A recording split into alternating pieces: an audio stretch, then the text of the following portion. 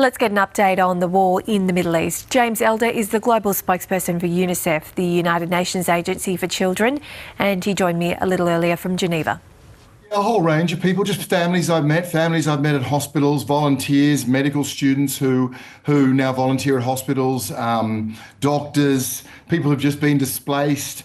And it's unusual because time and again, we would be in touch almost on a daily basis, certainly on a weekly basis, and they would just be relaying how they're doing. And there was a resolve, Bridget, a resolute sense that I've rarely seen before as they would just continue carrying on no matter how difficult things got. Certainly since the ceasefire broke, and I remember it wasn't just a ceasefire, that those end of hostilities there, that was a lifeline to people. So the lifeline has been broken with the bombardment, and of course, on top of that, you've got these restrictions on aid, denials of full aid. So it's the first time in the last couple of weeks that I've sensed an absolute element of just despair and despondency and depression. You hear it in people's voices. It's the first time I hear people almost talking about giving up, about children saying that their mothers no longer talk, that they've gone into a shell. This is all on the back as well, not just of what families have been through, but because the ceasefire meant they could go home. So many of those families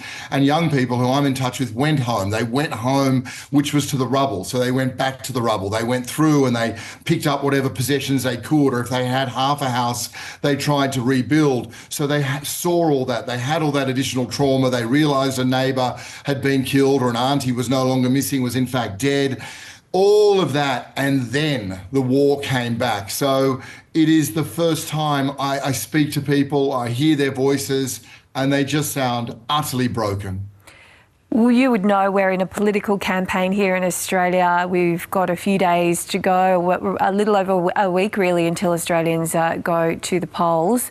What would you like to hear from political leaders on the conflict in the Middle East? Because we haven't heard a great deal so far this campaign. Yeah, look, I think partly what UNICEF's executive director said, goodness me, 16 months ago, late 2023, which is the killing of so many children in Gaza and the destruction of Gaza, will not bring peace to the Middle East. As every war has shown us, it's a ceasefire. Every act of international humanitarian law has to point us in that direction. And so an acknowledgement that these are children, an acknowledgement that we are in uncharted territory in terms of dismantling a rules-based order that has served Australia so very, very well.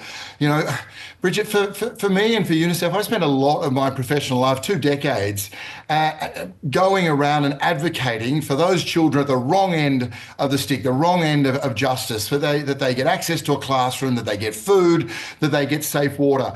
Gaza is the first time and the first place in my professional career that I have to start by advocating that these children are children, that they're people, that they deserve the rights that are so commonly afforded to children, that societies like Australia stand up and protect no one more than children, no matter where they are. So when we look at the number of children killed, when we look at the bombardments ongoing, again, I spoke to people on the ground this morning who are in hospitals, again with children who have been orphaned overnight.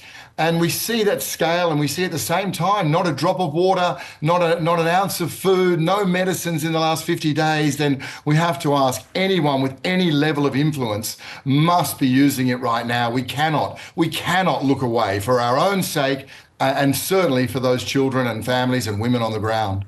James Elder, thanks very much for your time on News Breakfast. It's always good to talk to you. And you, thanks.